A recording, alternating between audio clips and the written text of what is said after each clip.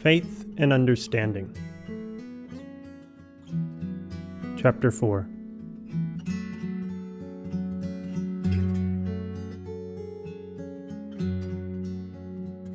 In Chapter 4, Śākyamuni Buddha offers another parable about the separation and reunion of a wealthy man and his prodigal son.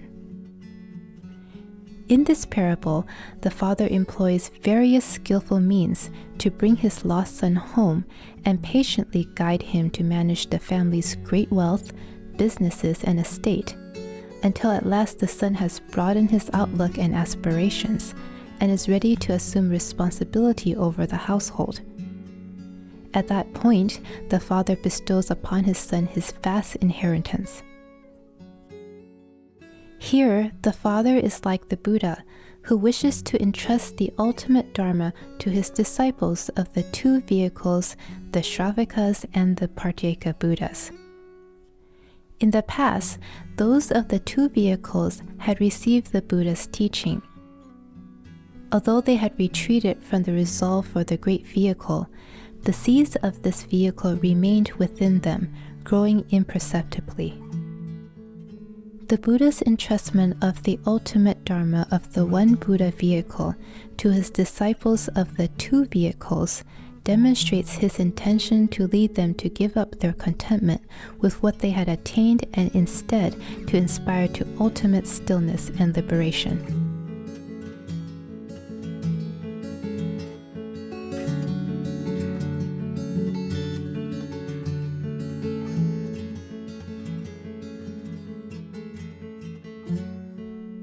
At that time, wise and venerable Subhuti, Mahakatyayana, Mahakashyapa, and Mahadmalgalyayana, having heard from the Buddha the unprecedented Dharma and the world-honored one's prediction that Shariputra would attain Anuttara Samyak Sambodhi, brought forth a rare resolve and were overjoyed. They rose from their seats, straightened their robes, bared their right shoulders, bent their right knees to the ground, single-mindedly put their palms together, bowed respectfully, gazed at the honored one's countenance, and said to the Buddha, "We, being at the head of the Sangha and being advanced in years, considered ourselves to have attained nirvana and to have had nothing left to accomplish. Hence, we did not further our pursuit of Anuttara Samyak Sambodhi. Long, long ago, the world-honored one began teaching the Dharma. We have been present throughout that period of time. Sitting with weary bodies, we contemplated only emptiness, marklessness, and non-action. Our minds did not take delight in the teachings for bodhisattvas, their playful spiritual powers, their purifying of the Buddha lands, or their perfecting of living beings. What is the reason? The world-honored one led us to leave behind the three realms and to attain the realization of nirvana. Besides, we are now advanced in years. We did not feel the slightest desire for the Buddha's teaching that inspires the bodhisattvas toward Anuttara Samyak Sambodhi. But now, in the presence of the Buddha, hearing his prediction of a Śrāvaka's attainment of Anuttara Samyak Sambodhi, we experience great joy as never before. Now we are unexpectedly able to hear this rare Dharma. Deeply gratified to have been favored, we rejoice at receiving this outstanding benefit. It is as if countless precious treasures have come into our possession without our seeking them. World-honored one, we shall now be delighted to explain this meaning using a parable. This is a story about a person who, in his youth, ran away from his father, dwelling long in another country, for perhaps 10, 20, up to 50 years. As he grew older, he became poorer and more needy, and ran about in the 4 directions in search of clothing and food. Gradually he wandered until he happened upon his native land. His father from the first had set out seeking his son, but in vain. He settled midway in a city. His household was one of immense wealth, with limitless fortune and treasures of gold, silver, vidurya, coral, amber, crystal beads, and other such things. His granaries and storehouses were overflowing, and he had many servants, vassals, and assistants, as well as numerous elephants, horses, carriages, cattle, and sheep. He profited from trade with other countries. He had business transactions with many, many merchants and vendors. Then the poor son, having wandered through various villages and passed through countries and cities, at last reached the city where his father had settled. The father had always been mindful of his son. Although he had been separated from his son for over 50 years, the father never disclosed this matter to anyone. His heart filled with regret as he thought, "I am old and feeble. I have great wealth in gold, silver, and precious treasures, with granaries and storehouses filled to overflowing. How disheartening it is to have no son. One day I am bound to die, and when I die, my wealth will likely be scattered and lost, for I have no one to bequeath it to." This is why he ever earnestly thought of his son. He further thought, "If I could only get my son back, I would make him heir to my wealth. I would be contented and happy, having no further worries." World-honored one, the poor son, then hiring himself as a laborer here and there, unexpectedly came upon his father's house. Standing by the gate, he saw in the distance his father seated on a lion throne, his feet resting on a jeweled footstool, and brahmanas, kshatriyas, and lay people reverently surrounding him. Pearl necklaces valued in the millions adorned his body. Assistants and attendants, holding white whisks, waited on him left and right. Above him was a jeweled canopy hung with flowers and pennants. The ground was sprinkled with fragrant water and strewn with rare flowers. There were rows of precious objects, which were disseminated, received, taken in or given out as he pleased. Such were the various adornments, and the magnificence and magnanimity of his awe-inspiring virtue. Seeing that his father possessed such great power, the poor son felt intimidated and regretted having gone there. Secretly he thought, he could be a king, or equal to a king. This is not the kind of place where I would hire myself out. I would rather go to a poor village, where I could easily work to the best of my ability in exchange for clothing and food. If I stay here any longer, I may be forced to work.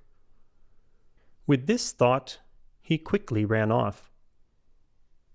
While sitting on the lion throne, the wealthy elder recognized his son upon seeing him, and his mind rejoiced greatly. Then he thought, "Now I have someone to whom I can bequeath my wealth and treasuries. I always think of my son, but I had no way of seeing him." Then, all of a sudden, he came by on his own. This is exactly what I wished for. Although I am old and decrepit, I still yearn to see him. He immediately sent attendants to chase after his son and fetch him back. The attendants caught up to him quickly, causing the poor son to shout resentfully in alarm, "I haven't done anything to you. Why am I being seized?" They gripped him even more tightly and forcibly dragged him back. The poor son believed that he was innocent, yet he had been restrained. He expected to be put to death. Even more frightened than before, he fainted and fell to the ground. The father saw his son from afar and said to the attendants, "I do not need this person. Do not force him to come along. Sprinkle cold water on his face to wake him up, but do not speak further with him." Why was this? The father knew that his son's aspirations were lowly, and that his own eminence and nobility would embarrass him. Although he was certain that this was his son, he expediently refrained from telling people, "This is my son." The attendant said to the son, "We are setting you free. You may go wherever you wish." The poor son experienced great joy as never before. He rose from the ground, walking off into a poor village to seek food and clothing. Then the elder, wishing to entice his son, contrived an expedient.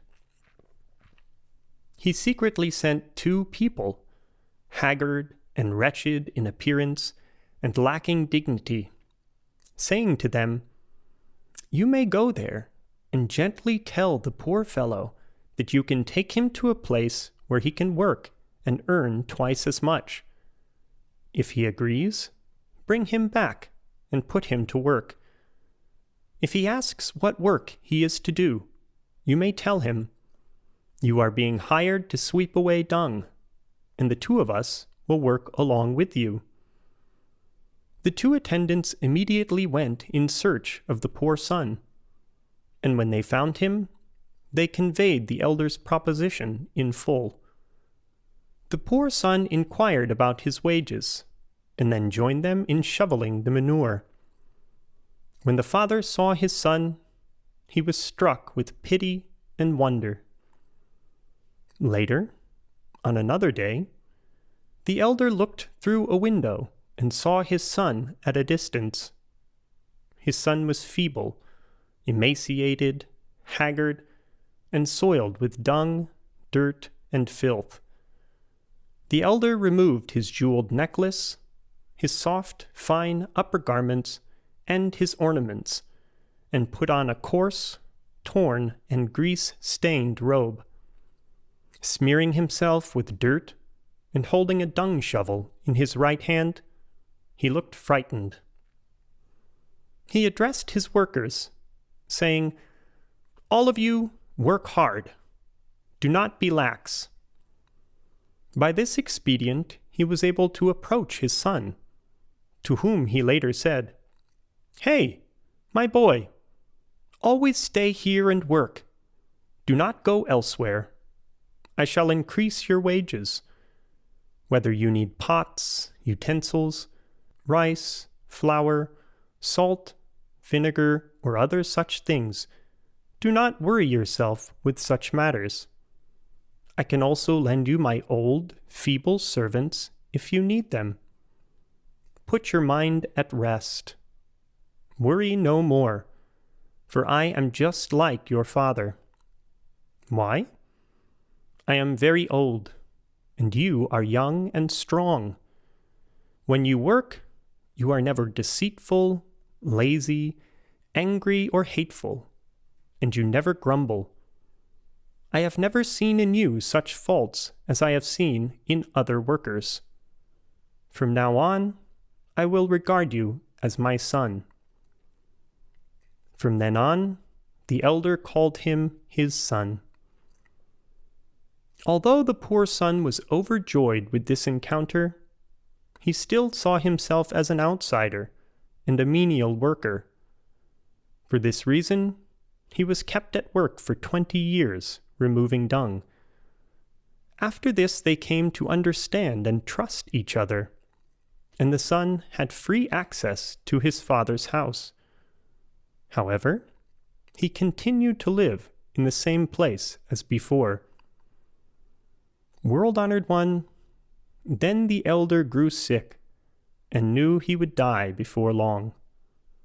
He said to his poor son, "I now own a vast amount of gold, silver, and precious treasures.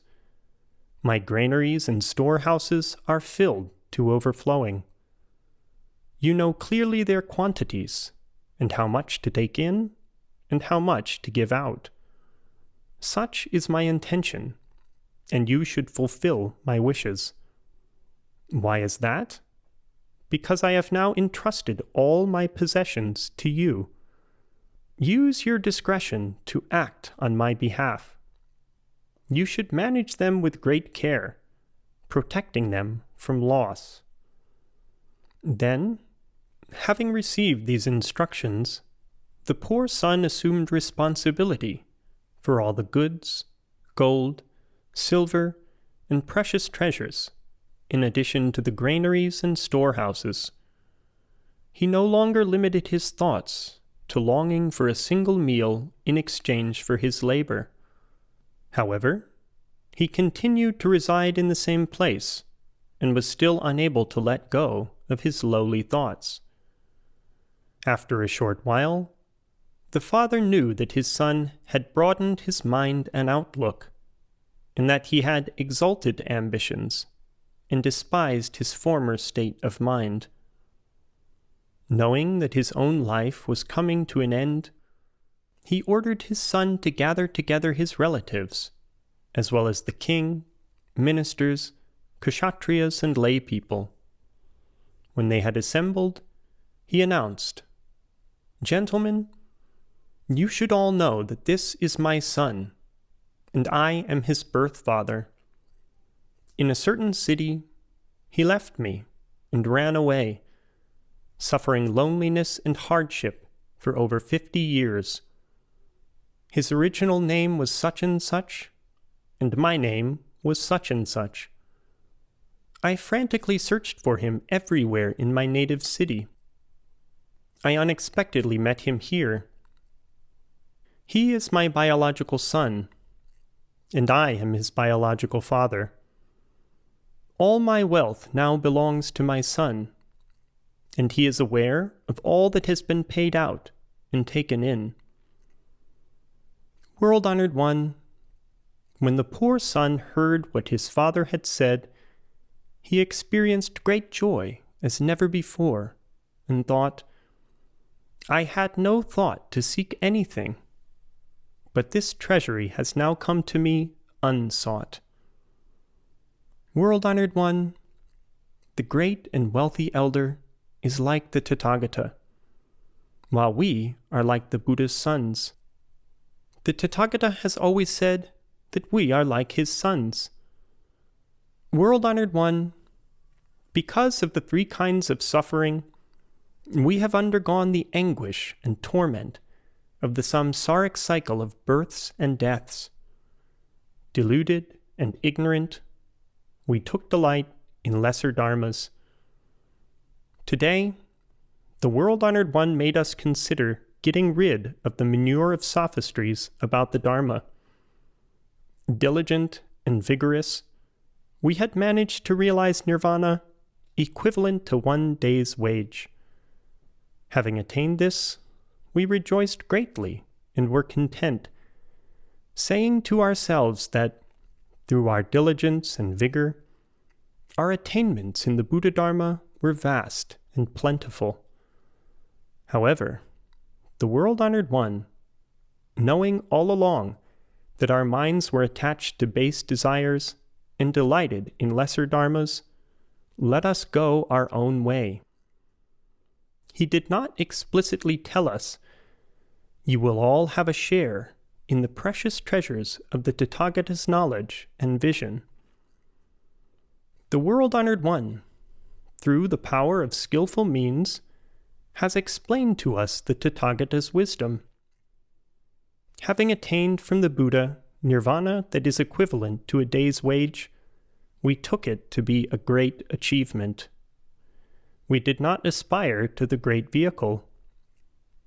Besides, by virtue of the Tathagata's wisdom, we were able to explain the great vehicle to the bodhisattvas, despite having no aspiration to it. Why? The Buddha knew that we were inclined to lesser dharmas. Through skillful means, he taught us according to our capacity. However, we did not realize that we were the Buddha's true sons. Not until this moment did we realize that the world-honored one is by no means stingy in imparting the wisdom of the Buddhas. Why? We have been the Buddha's true sons all along, and yet we delighted only in lesser dharmas. If we had had a heart for the great, then the Buddha would have taught us the Dharma of the great vehicle. In this sutra, he teaches only the one vehicle. In the past, in the presence of the bodhisattvas, the Buddha disparaged Śrāvakas who delighted in lesser dharmas. However, the Buddha always intended to teach us the great vehicle. That is why we say that originally we had no desire to seek anything, yet these great treasures of the Dharma King came to us unsought. That which the Buddha's sons should attain, we have already attained. At that time, Mahakāssyapa, wishing to restate his meaning, spoke in verse. We, on this day, hearing the sound of the Buddha's teaching, experienced great joy, as never before. The Buddha said that Śrāvakas will become Buddhas. A cluster of supreme treasures came to us unsought. It is as if a young boy, immature and ignorant, left his father for a distant land, wandering from country to country for over 50 years. His father worried, looking everywhere for him, until, tired of the search, he stopped in a certain city, where he built himself a great estate and amused himself with the 5 desires. His household displayed his vast wealth. It gleamed with gold, silver, giant clamshell, carnelian, pearl, and vidurya, and was filled with elephants, horses, cattle, sheep, carriages, palanquins, and chariots. He had abundant lands and many servants. The profits and interest from his trade extended to other countries as well. Merchants and vendors were present everywhere. Multitudes in the tens of millions of kotis surrounded him in reverence. And always, by neighboring kings, he was respected and admired. The ministers and noble clans all honored him. For these reasons, his acquaintances were numerous. Such was the magnitude of his nobility and wealth. But as he grew old and feeble, he yearned for his son even more urgently. Day and night, he thought only of him. My time of death is drawing near. My foolish son left me more than 50 years ago. What shall I do with the resources in my granaries and storehouses? Then the poor son, seeking clothing and food, went from city to city, from country to country, sometimes gaining something, sometimes gaining nothing. Starving and emaciated, he developed scabs on his body. He continued to travel, hiring himself out as he went, until he arrived in the city and finally at the house in which his father lived. At that time the elder sat in his gateway under a large jeweled canopy, on a lion throne. Surrounded by his retinue, he was attended by various people. Some of them were counting his gold, silver, and other valuables. His expenses, earnings, and assets were noted and recorded there in the ledgers. When the poor son saw his father, so noble and dignified, he thought his father was a king, or equal to a king. In fright, he rebuked himself.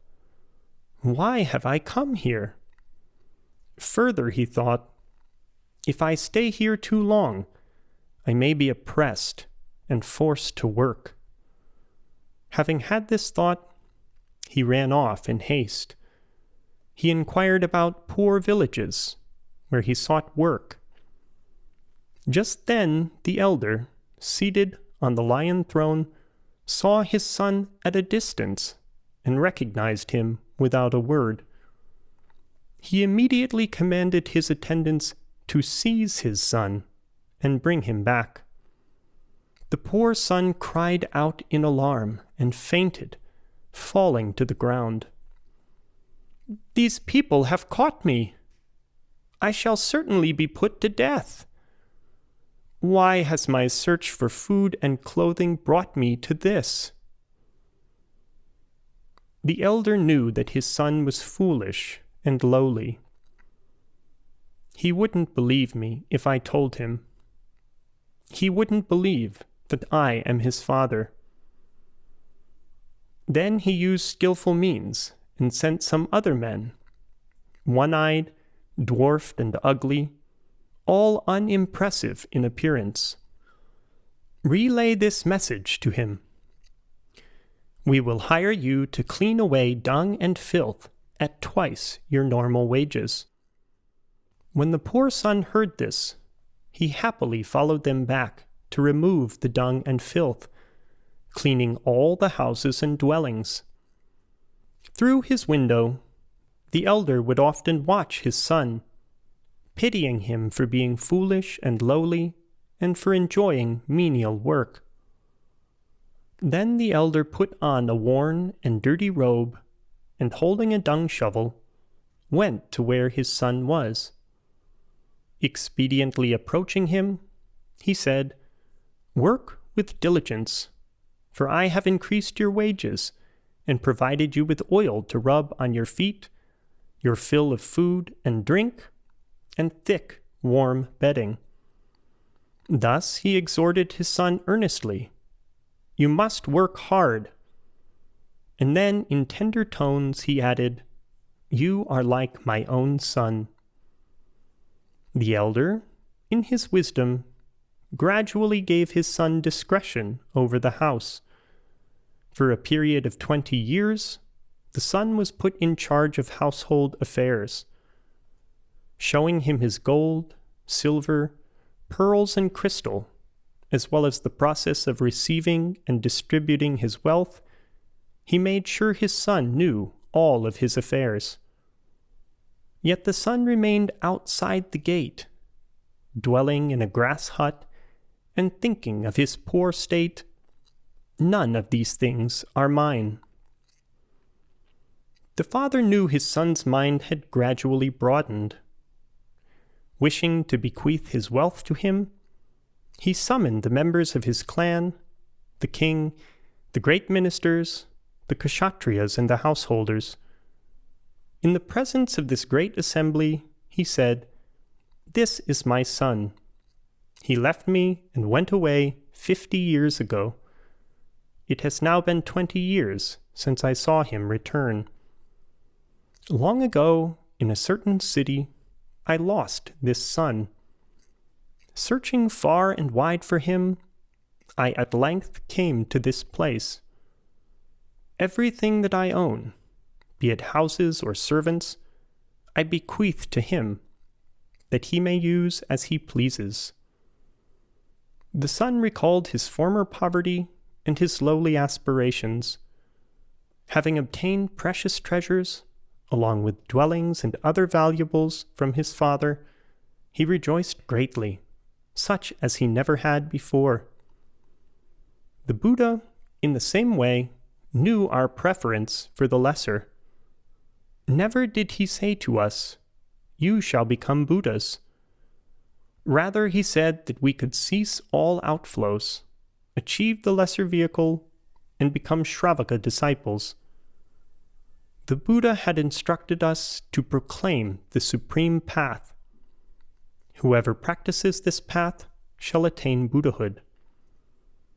Indebted to the Buddha's teaching, for the sake of the great bodhisattvas, employing various causes and conditions, through many parables, words, and numerous expressions, we expounded the unsurpassed path. All the Buddha's disciples who heard this Dharma from us pondered over it day and night and diligently practiced it. Thereupon, all the Buddhas gave them predictions, saying, "You, in a future age, shall become Buddhas." All the Buddha's Dharma, the esoteric treasury, is set forth only for bodhisattvas. The essential truth has not been revealed for our sakes. We were like the poor son who drew near to his father. Although he knew of all his possessions, he had no desire for them. In just the same way, although we expounded the precious treasury of the Buddha Dharma, we did not aspire to it. We considered attaining inner stillness to be sufficient. Having completed that, we saw nothing else to achieve. And even when we had heard of purifying Buddha lands and teaching living beings, we took no delight in these matters. What is the reason? All phenomena are empty and still, neither arising nor ceasing, neither great nor small, without outflows and unconditioned. Having perceived them as such, we took no delight in them. Throughout the long night, we had no longing and desire for the Buddha's wisdom, nor did we aspire to it. We believed that the Dharma we had attained was the ultimate Dharma, that by practicing the Dharma of emptiness throughout the long night, we had managed to escape from the suffering and distress of the three realms, that we were in our final incarnation and would settle ourselves in conditioned nirvana, that what the Buddha taught had resulted in our attainment of the path without falsehood. We assumed that we had thereby repaid the Buddha's kindness. Although we, for the sake of the Buddha's disciples, taught the Dharma of bodhisattvas by which they should seek Buddhahood, we ourselves never aspired to or took delight in this Dharma. Seeing this, our guiding master let things be. Because he saw into our minds, at first he did not spur us on by telling us the real benefit.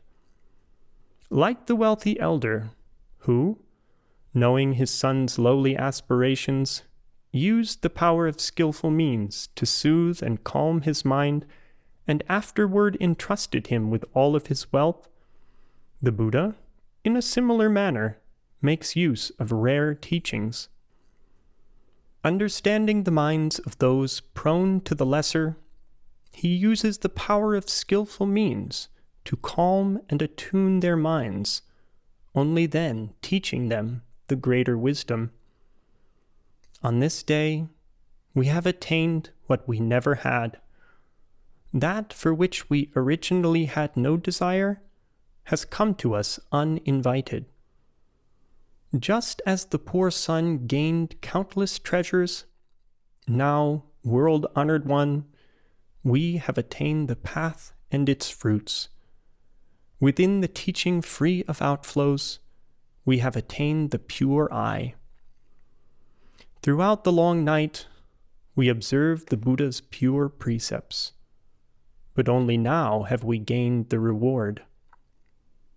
In the dharmas of the Dharma King, long have we cultivated pure conduct. Now we have attained the unsurpassed great fruition free of outflows. Now we are all truly Śrāvakas, who have been led to awakening upon hearing the voice of the Buddha. Now that we are all truly Arhats, it is fitting for us to receive offerings from gods, people, demons, and Brahmas dwelling in various worlds. The world-honored one, in his great kindness, uses this rare teaching to compassionately guide and benefit us all. Throughout incalculable kotis of eons, who could ever repay his kindness? Giving one's hands and feet, bowing one's head to the ground in obeisance, whatever offerings one makes, could never repay his kindness. If one were to bear him on one's head, or carry him upon one's shoulders for eons as numerous as the Ganges sands, revering him wholeheartedly, or honor him with delicacies, limitless valuable clothing, all types of bedding, various tonics and medicines, and oxhead sandalwood, or if one were to build stupas and temples with various precious treasures and cover the ground with valuable garments, if, with things such as these, one were to make offerings throughout eons as numerous as the Ganges sands, one would still never repay his kindness. The Buddhas are rare indeed. Immeasurable, limitless, and inconceivable is the strength of their great spiritual powers. Without outflows, without effort, they are kings of all dharmas. For the sake of lowly beings, they endure such things as these. For common folks who grasp at appearances, they teach according to what is appropriate. The Buddhas have attained supreme mastery of the Dharma. They understand all living beings' desires, delights, and aspirations. Using innumerable analogies specific to beings' individual capacity, they teach the Dharma. In accord with living beings' wholesome roots from former lives, they identify those who have matured and those who have not yet matured. Having discerned beings' situations through a variety of measures, for the sake of the path of the one vehicle, the Buddhas teach 3 vehicles in accord with conditions.